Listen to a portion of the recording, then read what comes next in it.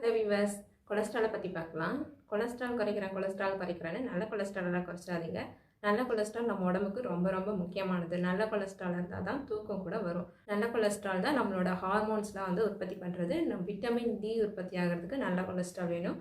முக்கியமாக பார்த்தீங்கன்னா நம்மளோட பிரெயின் ஃபங்க்ஷன் ஆகிறதே குட் கொலஸ்ட்ராலால தான். குட் கொலஸ்ட்ராலை வந்து ஹெச்டிஎல்னு சொல்லுவாங்க. இந்த ஹெச்டிஎல் தான் வந்து நம்ம ரத்த குழாயில் இருக்கக்கூடிய அந்த அடைப்பை வந்து நீக்குது. அதாவது கெட்ட கொலஸ்ட்ராலை ரத்த குழாயில் ஏற்படுற அந்த அடைப்பை வந்து ஹெச்டிஎல் அப்படின்னு சொல்லக்கூடிய குட் கொலஸ்ட்ரால் தான் அங்கேருந்து தூக்கிட்டு போயிட்டு லிவரில் போட்டு அதை வந்து டிஸ்போஸ் பண்ணுறது ஹெச்டிஎல்.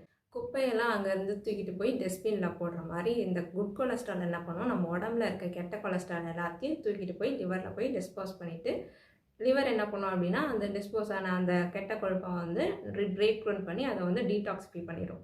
கொலஸ்ட்ரால் டேப்லெட் ரொம்ப நாளாக எடுக்கும்போது அது வந்து நம்மளோட பிரெயினை அஃபெக்ட் பண்ணுது. நம்மளுக்கு மறதி, கன்ஃபியூஷன் இதெல்லாம் வந்து ஏற்படும். இதுக்கு காரணம் வந்து அந்த கொலஸ்ட்ரால் டேப்லெட் இல்லை.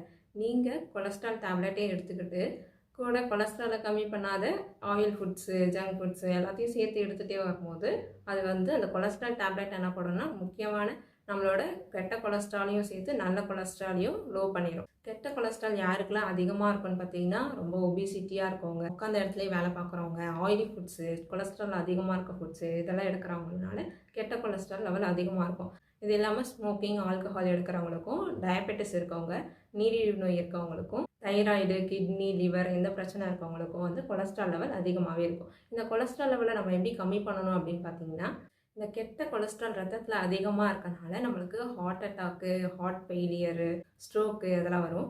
ஃபஸ்ட்டு வந்து ஒரு ஸ்பூன் வெந்தயத்தை நல்லா ஊற வச்சு டெய்லி மார்னிங் அந்த ஒரு ஸ்பூனை வந்து எடுத்துகிட்டு வரணும்.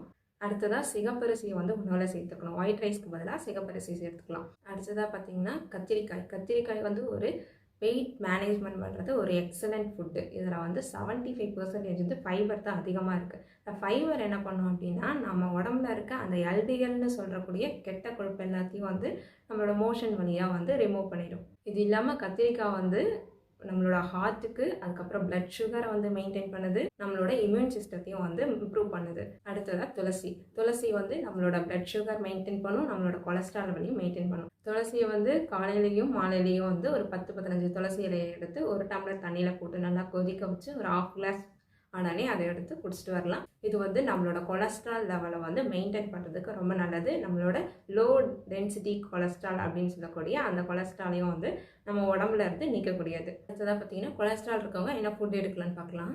நான்வெஜ்ஜில் வந்து மட்டன், பீஃப் இதுக்கு பதிலாக சிக்கன், எக்கு, ஃபிஷ்ஷு இதெல்லாம் எடுத்துக்கலாம். ஆயில் அவாய்ட் பண்ணிடணும், சுகரும் வந்து அவாய்ட் பண்ணிடணும். பட்டரு, சீஸு இதெல்லாம் வந்து அவாய்ட் பண்ணிடுங்க. ஃப்ரூட்டை வந்து ஜூஸாக எடுத்துக்காமல் ஃப்ரெஷ் ஃப்ரூட்டாக வந்து அப்படியே எடுத்துக்கோங்க. அதில் வந்து சுகர் எதுவுமே ஆட் பண்ணாமல் எடுத்துக்கோங்க. ஒயிட் ரைஸ்க்கு பதிலாக ப்ரௌன் ரைஸ் எடுத்துக்கலாம். வெஜிடபிள்ஸ் வந்து ஃப்ரை பண்ணி எடுக்கிறத விட அதை வந்து பாயில் பண்ணி குக் பண்ணி எடுத்துக்கணும். ஃப்ரூட்ஸில் பார்த்தீங்கன்னா ஆரஞ்சு, ஆப்பிள், லெமன் இதெல்லாம் எடுத்துக்கணும். டீ, காஃபிக்கு பதிலாக க்ரீன் டீ இல்லை வந்து ஹெர்பல் டீ எடுத்துக்கலாம். நட்ஸ் நிறைய எடுத்துக்கலாம். பாதாம், முந்திரி இதெல்லாம் எடுத்துக்கலாம்.